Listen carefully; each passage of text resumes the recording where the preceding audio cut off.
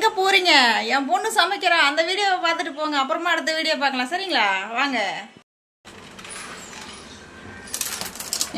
அது பக்கெட்டின் பக்கம் தள்ளி வச்சு தான் எடுக்கிறது. ஒரு டம்ளர் வந்து என் பொண்ணு வந்து வருங்க அளவு பார்த்து ஒரு டம்ளர் பருப்பு எடுத்துட்டா.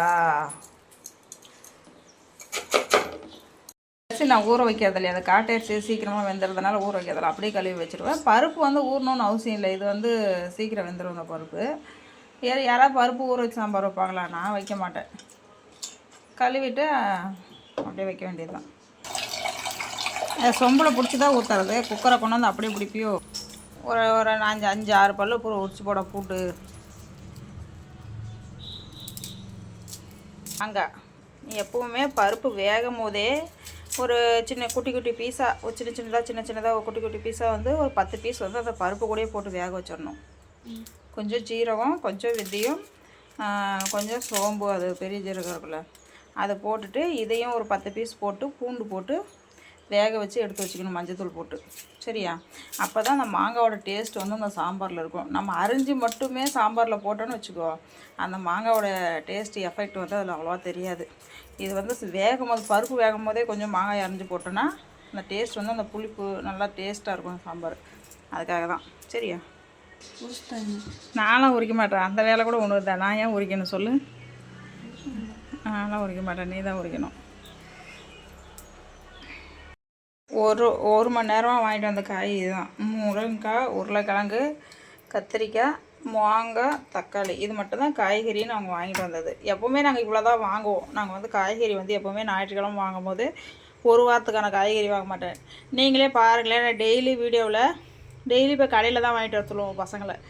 ஏன்னா நாங்கள் வந்து ஃப்ரிட்ஜில் ஸ்டோரேஜ் பண்ணி வைக்க மாட்டோம். எங்கள் வீட்டில் ஃப்ரிட்ஜ் இருக்கிறதே வேஸ்ட்டுன்னு வச்சுக்கோங்களேன். ஃப்ரிட்ஜில் வந்து அம்மூட்ட ஃப்ரிட்ஜில் என்ன இருக்கும்? ஒன்றுமே இருக்காது. தண்ணி, வெல்லம், பழம் வாங்கிட்டு வந்து என்ன இருக்கும்? முட்டை இருக்கும். பழங்கள் கூட தட்டில் தான் மேலே தான் கிடக்கும். பழமே அதிகமான ஃப்ரிட்ஜில் வைக்கிறதில்ல. முக்கியமான விஷயம் பொடி ஐட்டம்லாம் இருக்கும். பொடி ஐட்டெலாம் இருக்கா? வேறு எதுவுமே எங்கள் வீட்டு ஃப்ரிட்ஜில் வந்து இருக்காது. ஸ்டோரேஜ் பண்ணி வைக்க மாட்டோம். நான் எப்போவுமே வந்துட்டு ஒரு 2 நாளைக்கு மட்டும்தான் இந்த காய் பாருங்கள், முருங்காவும் மாங்காய் போட்டு இன்றைக்கி சாம்பார் வச்சுருவோம்ல, நாளைக்கு கத்திரிக்காய் உருளைக்கிழங்கு போட்டு நாளைக்கு ஏதாச்சும் பண்ணிடுவோம், அவ்வளோதான். மற்றபடி நாளைக்கு நைட்டில், நாளான்னைக்கு புதன்கிழமையிலேருந்து காய்கறி நாங்கள் கடையில் தான் வாங்குவோம். எப்போவுமே நான் இந்த வச்ச குழம்பு ஃப்ரிட்ஜில் வச்சு சாப்பிட்றது, அப்புறம் அது என்னது, குழம்பு ஃப்ரிட்ஜில் வச்சு சாப்பிட்றது, காய்கறி வாங்கினது ஃபுல்லாக ஸ்டோரேஜ் பண்ணி வச்சுக்கிறது. டெய்லி வாங்கினாலும் நம்ம காசு தான் போட்டு வாங்குகிறோம். ஆனால் நாங்கள் பக்கத்தில் கடையில் கொஞ்சம் ஒரு 5 நிமிஷம் ஆகும் கடைக்கு போய்ட்டு வரதுக்கு. அப்படி இருந்தாலும் நாங்கள் கடையில் போய் தான் வாங்குவோம். ஸ்டோரேஜ் பண்ணி வச்சு எதுவுமே நான் பிள்ளைங்களுக்கு கொடுக்குறது கிடையாது. ஃப்ரிட்ஜில் வந்து நாங்கள் வைக்கிறது, அது இப்போ தான் அந்த வெய்ய நேரத்துக்கு தான் தண்ணியெலாம் வைக்கிறாங்களே. அதுக்கு முன்னாடிலாம் அதுவும் கூட கிடையாது. அதுக்கு முன்னாடியெல்லாம் சுத்தமாக நாங்கள் அதுவும் கூட ஃப்ரிட்ஜில் வைக்க மாட்டோம், தண்ணி கூட வைக்க மாட்டோம். வெய்ய நேரத்துக்கு தான் வைக்கிறாங்களே. குழம்பு இது வரைக்கும் நான் ஃப்ரிட்ஜில் வச்சு பிள்ளைங்களுக்கு கொடுத்தது கிடையாது. என்னது, இஞ்சி பூண்டு பேஸ்ட்டு அரைச்சி வச்சுக்குவேன். இட்லி மாவு அரைச்சிட்டு இருக்கும் போது அரைச்சி ஃப்ரிட்ஜில் வச்சுக்குவேன். அப்புறம் வேறு எந்த இதுவுமே நான் முட்டை அதிகமாக வாங்கிட்டு வந்தேன்னா எனக்காவது ஃப்ரிட்ஜில் வைப்பேன். அதுவுமே வைக்க மாட்டேன் மேக்ஸிமம். ஏன்னா வைக்கிற அளவுக்கு என் பையன் வைக்க மாட்டான்.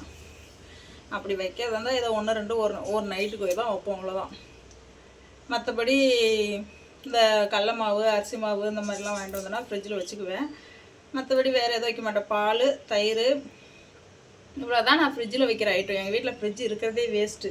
சும்மா எல்லோரும் வச்சுருக்காங்கன்னு வாங்கி வச்சுருக்கோம், அவ்வளோதான். மற்றபடி நான் ஃப்ரிட்ஜ் வந்து அதிகமாக யூஸ் பண்ண மாட்டேன். நான் எப்போவுமே வந்து அது ஸ்பீடு பார்த்திங்கன்னா 1 தான் வச்சுருப்பேன். நான் அந்த ஃப்ரிட்ஜு வாங்கினதுல இன்றைக்கி வரைக்கும் அந்த 1 தாண்டி மேலே வந்து நான் ஃப்ரிட்ஜு ஹை லெவலில் வச்சதே கிடையாது. 1லே தான் வச்சுருப்பேன். எங்களோட அந்த ஃப்ரிட்ஜில் அந்த பனிக்கட்டையெல்லாம் இதாகும்ல, அதெல்லாம் இது வரைக்கும் எங்கள் ஃப்ரிட்ஜில் ஆனதே கிடையாது. அதிகமாக வச்சா தான் அந்த பனிக்கட்டி இது வரும். நாங்கள் வைக்கவே மாட்டோம். 1 தான் வச்சுருப்போம். அதனால் அந்த ஃப்ரிட்ஜு அதில் எப்போவுமே க்ளீனாக இருக்கும். அந்த ஒரு இப்போ இது கிடையாது. ஏன்னா நான் பிள்ளைங்களுக்கு வந்து எப்போவுமே சமையல் விஷயத்தில் கெடுதல் பண்ண விரும்ப மாட்டேன். நம்ம செய்கிறது அதையாவது நல்லா செஞ்சுட்டு போமே. சமைக்கவே மாட்டேன்.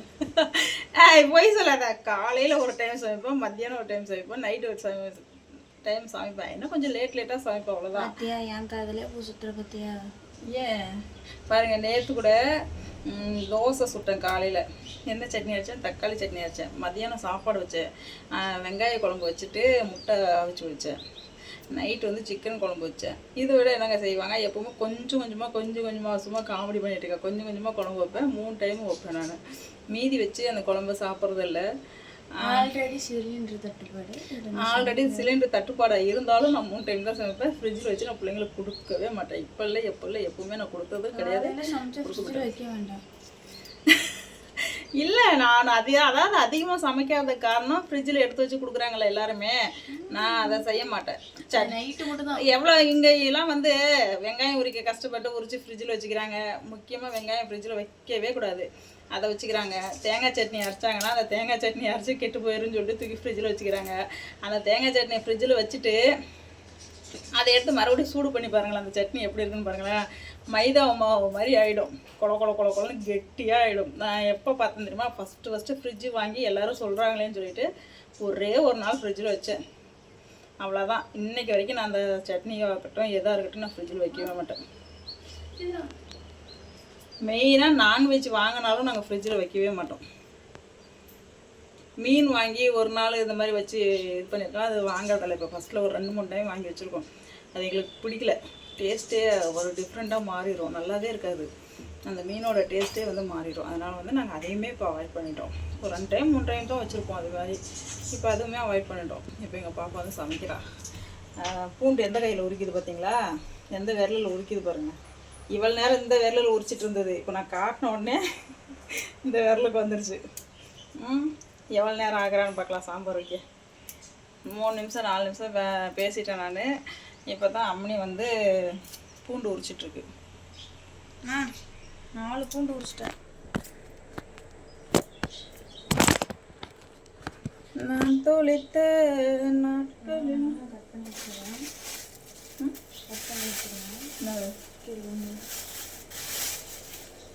என்ன ஓடிக்கிட்டு இருக்கா.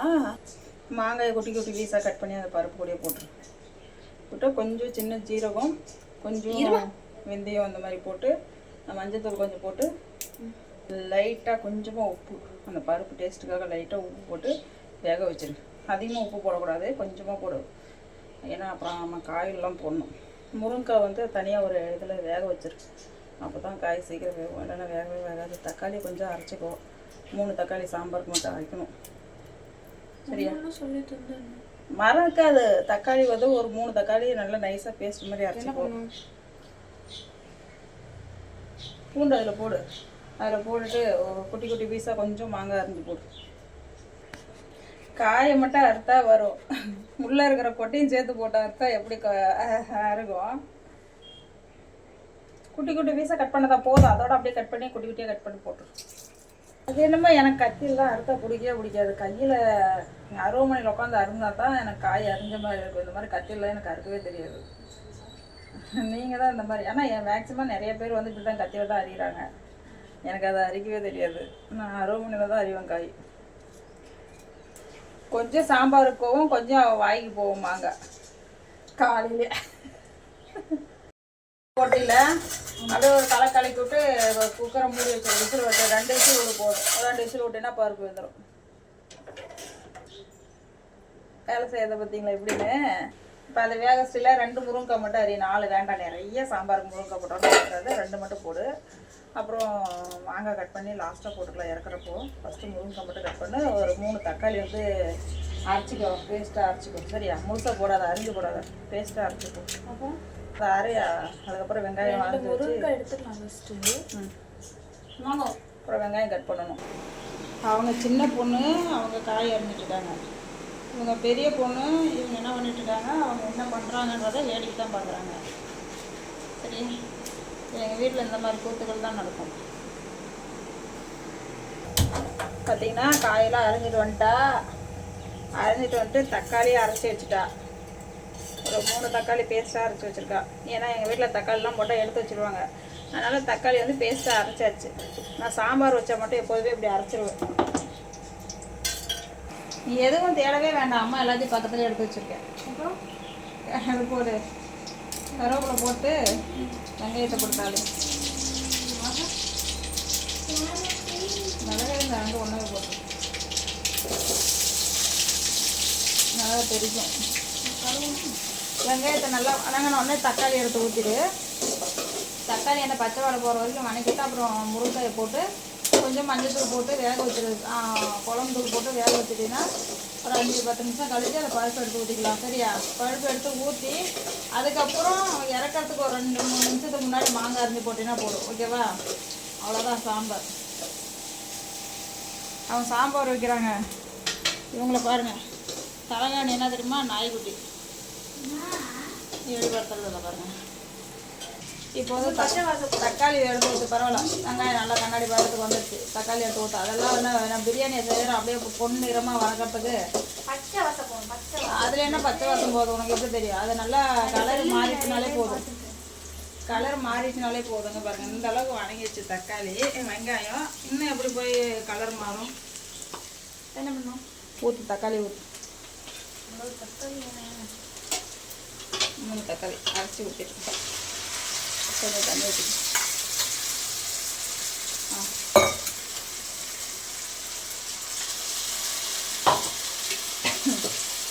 ஒரு 2 நிமிஷம் வணக்கி விட்டுட்டு அதுக்கப்புறம் மஞ்சள் தூள் கொஞ்சம் போட்டு அந்த முருங்கைக்காயை போட்டு ஒரு கொஞ்சம் தண்ணி ஊற்றி வேக வை. கொஞ்சம் குழம்பு தூள் போட்டுக்கோ.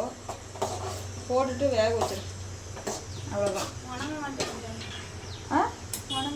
அது வெட்டாக தானே வணங்கும். போட்டு கிண்டிக்கிட்டே இருந்தால் எப்படி வணங்கும்? முருங்கைக்காயை போட்டோன்னே லைட்டாக உப்பு போட்டு வேக வச்சிருக்கேன். இல்லைன்னா முருங்கைக்காயில் உப்பு ஏறாது, டேஸ்ட் இருக்காது. கல் உப்பு தான் போடணும். கல் உப்பு போடும், அப்போதான் டேஸ்ட்டாக இருக்கும். தூள் உப்புலாம் குழம்புல உப்பு பத்தலை அப்படின்னாக்கா தூள் உப்பு யூஸ் பண்ணணும். முட்டை வறுக்கிறதுக்கு, லெமன் சாதம் செய்யறதுக்கு இந்த மாதிரிலாம் தூள் உப்பு யூஸ் பண்ணிக்கலாம். கல் உப்பு எது இதில் கரையாதோ சீக்கிரம் அதுக்கெல்லாம் தூள் உப்பு யூஸ் பண்ணிக்கலாம். அப்புறம் என்ன பண்ணணும்? கொஞ்சம் மஞ்சள் தூள் போடும். சாப்பாடு நானே வச்சு விட்டேன் குக்கரில். பாவம் ஃபுல்லாக காய் நான் தான் வச்சேன். யார் வச்சா? அவதான் வச்ச மாதிரி காட்டிக்கணும் மாமா. அடுத்து குழம்பு தூள் கொஞ்சம் போடு.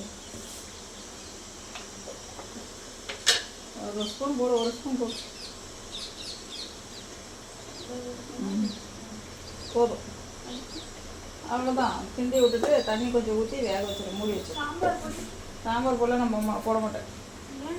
நான் எப்போவுமே சாம்பார் போட மாட்டேன். கொஞ்சமாக தண்ணி ஊற்றி மூடி வச்சுட்டு வேகட்டும். அந்த முருங்கைக்காய் நல்லா வெந்ததுக்கப்புறம் பருப்பு எடுத்து ஊற்றிக்கலாம். சரியா? போதும், வேகட்டும். மூடி வச்சிரு. இப்போ போய் உருளைக்கிழங்கு பொரியல் கறி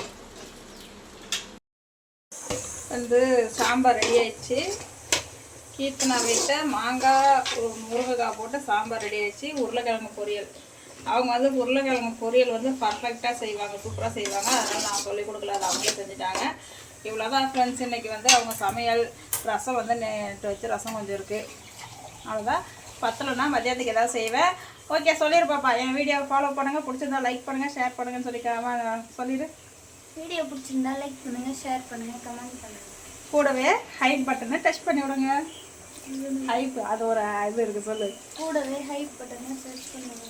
அப்போ தான் எங்களோட வீடியோ வியூஸ் அதிகரிக்குன்னு சொல்லு. சொல்லு.